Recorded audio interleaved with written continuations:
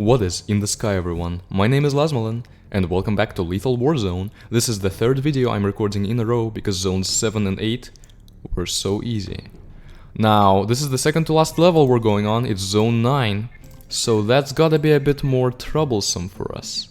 So maybe this is not... Ooh, I saw some keywords. Zone 9. This zone is essential to have enough resources for last battle. Take control of the zone. But we have to do it in 15 minutes. So, you know, no throw... Oh my goodness. No throw... I make fun of myself for saying throw, and then I proceed to say throw again. No slow rolling. Slow rolling. It's a word, and it's not that hard to say. No slow rolling this time, but... I mean, we've beaten the two last levels in 15 minutes. I don't know if we've beaten Zone 7 in 15 minutes, but if we needed to, we would have. But, let's see. How... You know, how much defense they have is going to really affect the difficulty of this level, because, you know, in the other levels, if they have a lot of defense, that's okay, we can gradually get a snowball going and destroy them anyway. But in this one, if they have a lot of defense, then...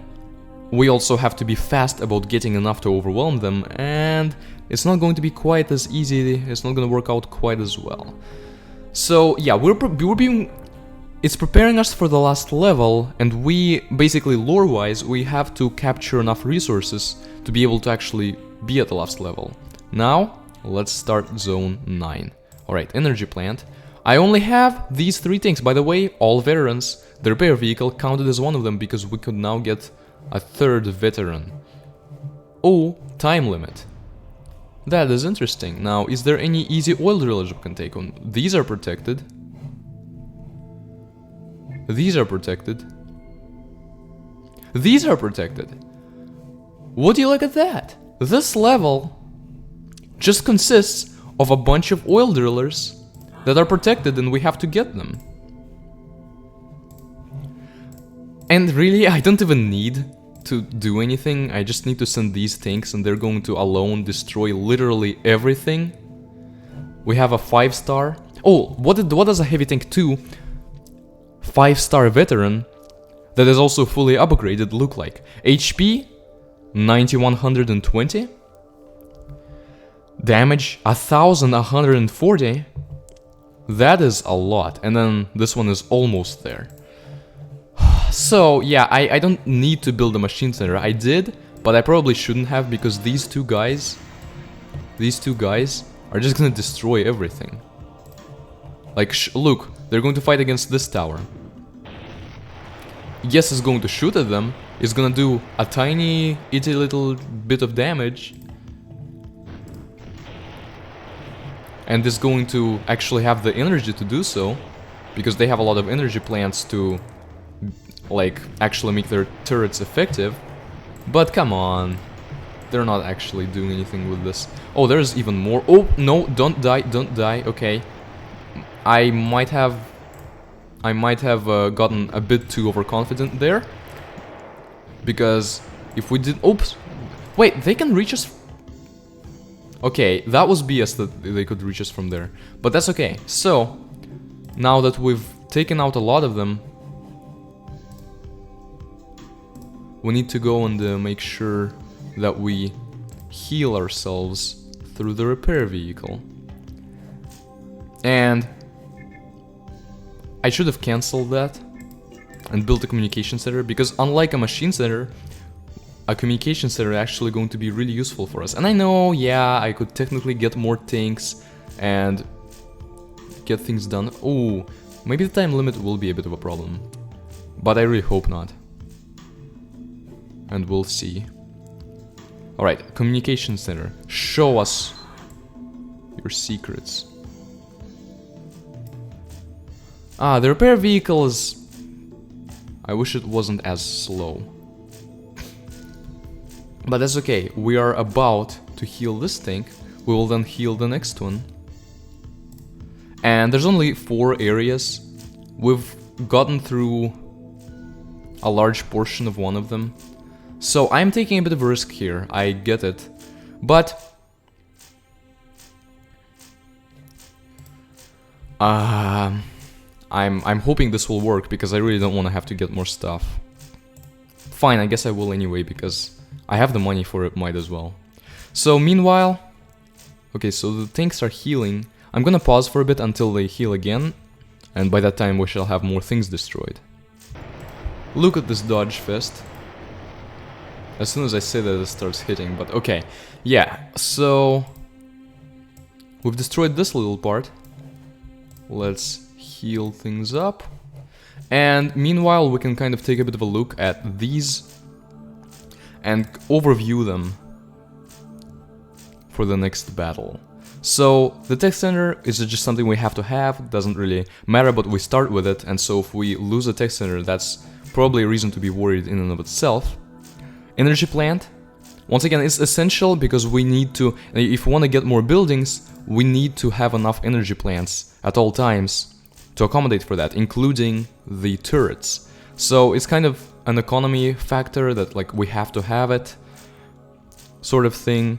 Mineral processing plant, something that often I just neglected that when I played myself, but and it's confusing how they work. Sometimes they greatly increase the resource production, sometimes only by a bit, and I have not figured that out.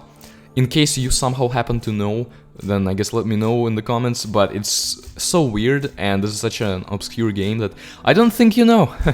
I think you're just as confused as I am. And then communication center, it's very much helpful for like just orienting yourself on the map. I'm not gonna send you here immediately, so that because I trust that these two fully upgraded tanks can destroy these towers and then go on over to the next area. But yeah, and there were times when we had to actually get more than one communication center due to the simple fact that with how much defense the enemy had, if we didn't have like more than 10 tanks plus, I don't know, repair vehicles, plus outposts, plus airplanes. If we didn't have that, then we just outright wouldn't be able to...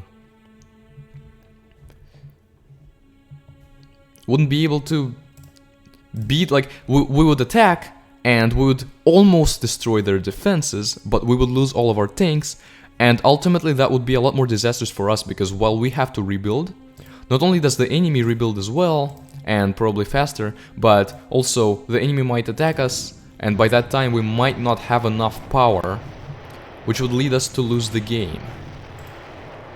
So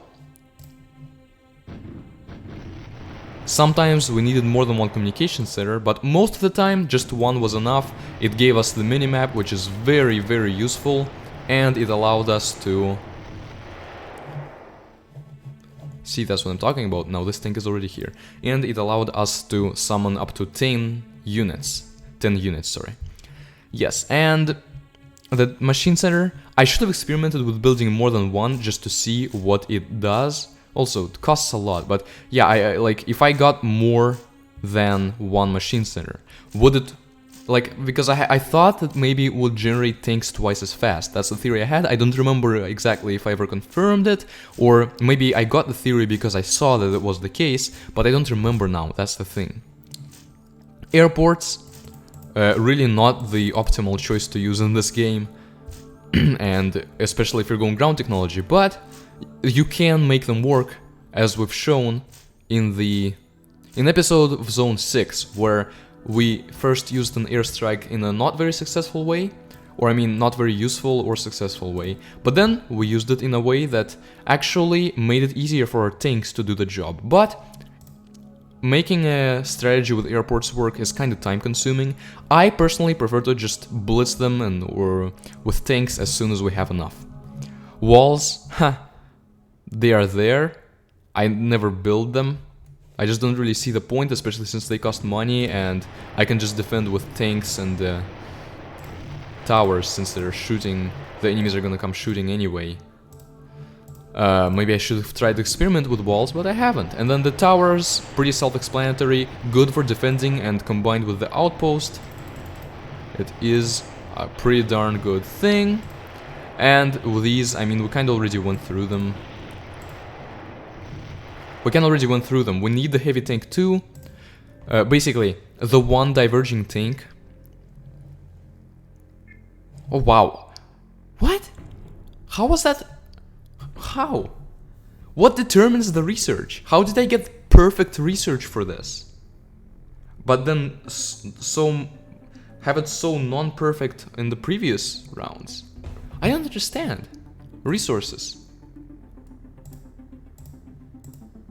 Efficiency.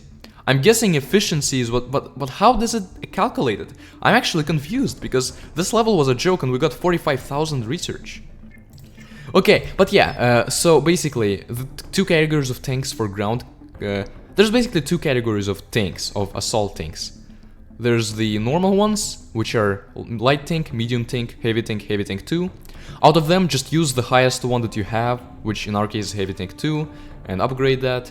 And then the more special sort of category, medium tank 2 for us. And also the ground technology has the missile launchers, and we get missile launchers like at the start of the levels a lot of the time. They are useful against air units if we need them to, and they are sort of special. The missile launchers have a lot of range, and the machine gun, or medium tank 2, never misses.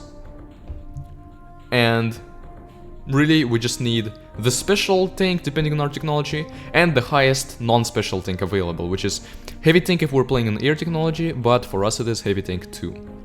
And then also just really heavy cannon, and I guess it's possible to use the machine gun cannon if if air technologies become a problem, if enemy air units become a problem, but overall this is the one that we're gonna want to use. Air units, they're there, we don't really want to use them much, and outposts, actually useful in conjunction with towers. I haven't really ever used outposts, or at least in this playthrough, for anything other than towers, but towers, quite nice, because you can, like in Zone 6, you can build towers where all the enemies are going to be coming, which is closer to their enemy base, so then you can defend just as effectively, and then once you decide to attack, you don't have to travel as far. This entire level was just preparing us for the final battle, and that's why I used this level to kind of overview and go through all the stuff that we can build in this game. This is our first actual series, sort of. This is the 10th episode of it, and there's going to be an 11th. It's the first sort of long-term series, and what can I say? I mean, I've had a lot of fun. It's going to be somewhat sad finishing Zone 10, but I am also ready for it, because at this point the game has shown all that it has, and all that I really want from it, since it's not gonna show anything new, is just use all that it does have to its fullest advantage. And let's hope that that is what Zone 10 is going to do for us. Great game. I really like it, especially for how unknown it is and pretty small. I really like the differences that you get, and the fact that you choose the air technologies, despite the fact that like the enemy has ground technologies. You can choose the air technologies, and you can build missile launchers and other things that we will get to once we play air technologies. Overall, just a really well-made game, and I want to commend the developer, whoever it is. Kudos on making this. If by chance you're watching, then I will let you know that the game has caused me great enjoyment, and I have played it quite a bit. And I'm sure that whoever's watching this video enjoyed it as well, if they're still watching. Thank you if you're still watching, by the way. And enough rambling, we're going to save the game, and I will see you in the next final episode where we beat Zone 10. Goodbye.